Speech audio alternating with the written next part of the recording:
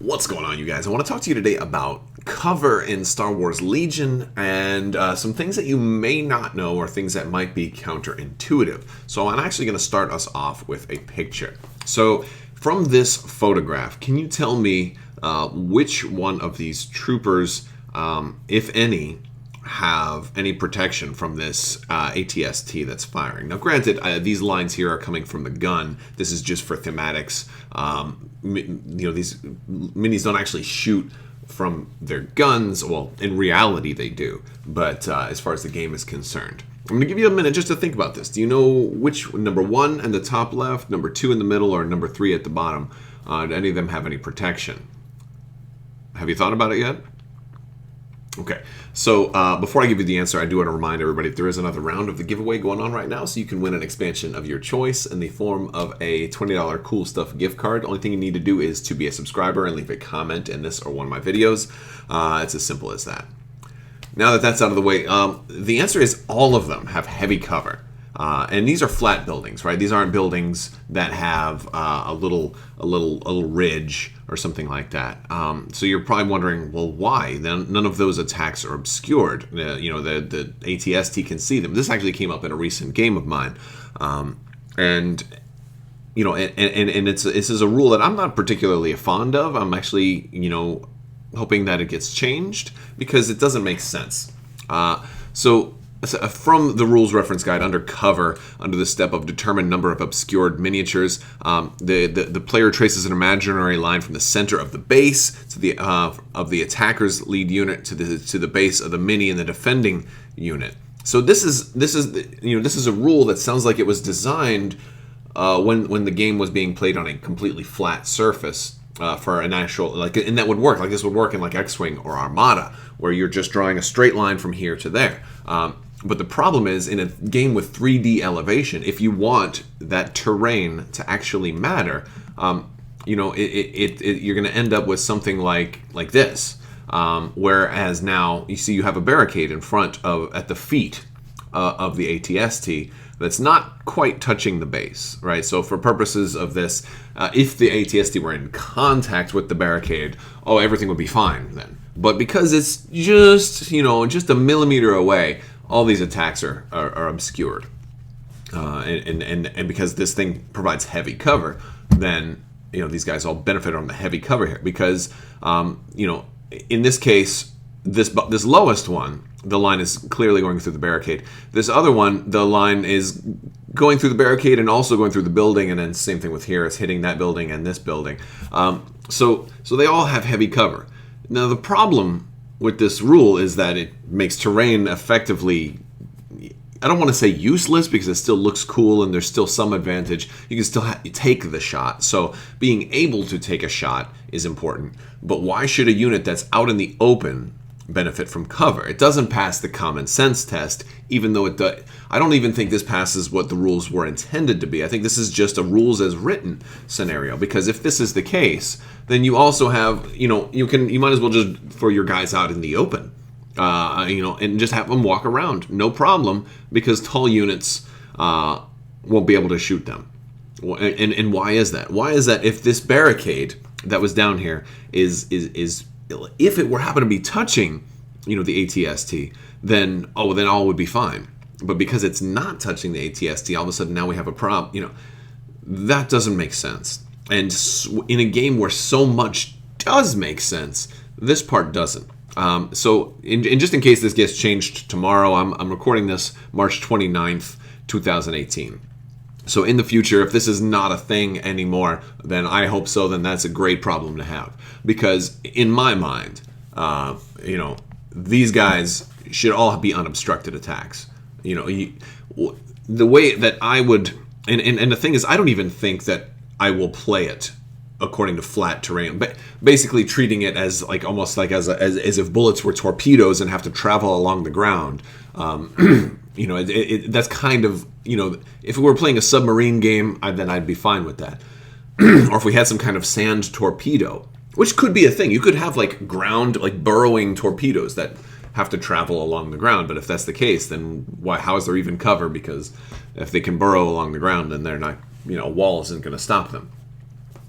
But I think you should basically use the center top of the mini, and from there, if you can see 100% of the mini, then it shouldn't be obscured.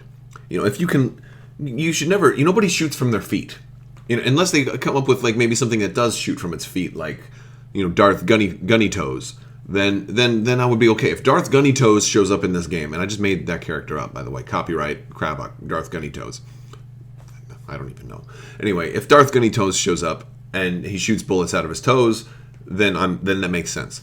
But until such time that happens, you should basically use the centermost top of the mini. If you can see 100% of the mini, it should be treated as obscured, or it should not be treated as obscured. And these are things I think you should talk about.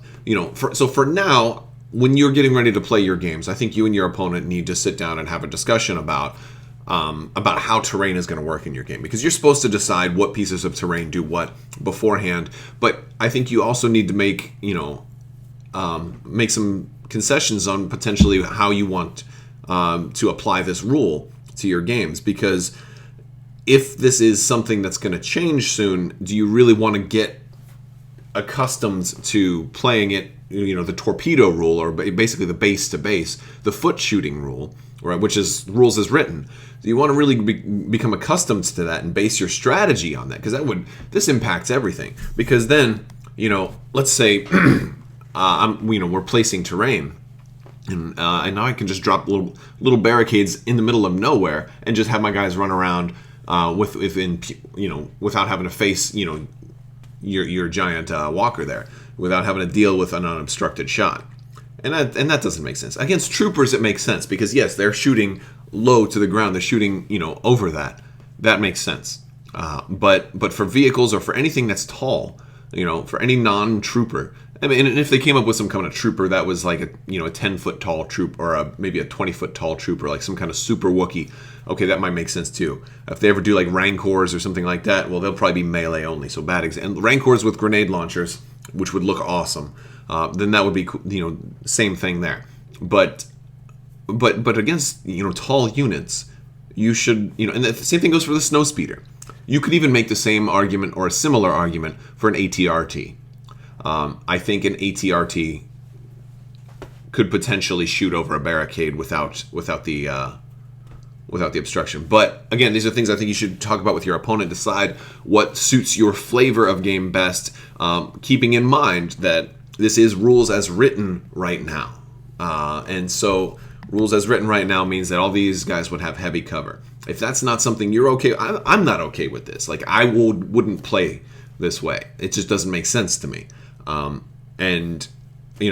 would prefer not to play this way, at least. I mean, if I couldn't get a game anywhere, I might just concede to that. And then to me, it becomes a flat game. And then if I'm going to play a flat game, I'd much rather play Armada or X-Wing. But the whole reason that Legion is great is because of the elevation, the terrain, all of these things. And so I asked some of my local friends about this, and somebody came up with a suggestion. Well, why not just make it to where ATRTs, ignore cover? And I'm like, or I'm sorry, ATSTs ignore cover. I'm like, the problem is it's not just ATSTs; it's also snow speeders. It's and who knows what other tall things if we're gonna get. What if we get an AT-AT at some point, or what if we get an AT-PT, or anything that starts with AT? Right, is going to be tall. What if we get other hovering units? What if we get jetpack troopers? What if we get anything else like that that's tall and can shoot over obstacles? Well, why should I? I mean, a snowspeeder. Why should I measure from the base on a snowspeeder in any regards? Why should you ever use the base on a snowspeeder? It doesn't make sense. They don't even touch the base. They're nowhere near the base. So a lot of this stuff doesn't pass the common sense test. It passes the common sense test if you're playing a flat game. Totally flat game with all troopers, and if you just had a core set and you were doing that demo game, then yes, that makes sense. However, I propose that that you consider an alternative rule set called a true line of sight rule set that treats cover with true line of sight rules. That's what I would rather do. But I'd like to hear what you guys think. Do you guys think I'm being too do you think I'm being unreasonable about proposing a true line of sight? If you can see 100% of the mini, from the top center of the unit. Like you can, yeah, and the thing is, most tables you can kind of get around and be like, okay, I can see you here, And if your opponent has to agree to it too, they can come around and look at it too. And if it's close and you're not sure, if it's really like that close, you can roll dice to decide, or you just agree with your opponent. I mean, I think this is a casual, friendly game. It plays really, really well in a fun, casual format. And I don't think it needs to get to the point where you're completely rules lawyering everything. But this whole, this whole flat line of sight measuring base to base for cover just doesn't make sense to me. I don't think it works thematically. I don't think it takes advantage of terrain at all. And I'd prefer not to play that way. But I'd like to hear what you guys think. If you like this video, go ahead and give it a thumbs up. Let me know what you think down in the comments below. And if you want to discuss this with a larger base, share this with your friends, see what they have to say. Let's spread the word and see if we can get this ruling changed. Or do you think this ruling is a good thing? Do you think units should shoot from their feet? I'd like to hear, I mean, maybe I'm showing bias in my own opinion by asking the question in that way. Do you think that this rule is healthy for the game? Or do you think that it's bad? I mean, I can't see any, and the reason I ask it that way is I can't see any benefit to leaving this rule as is. So let me know what you think in the comments below, guys. Thank you so much for watching, and have a great day.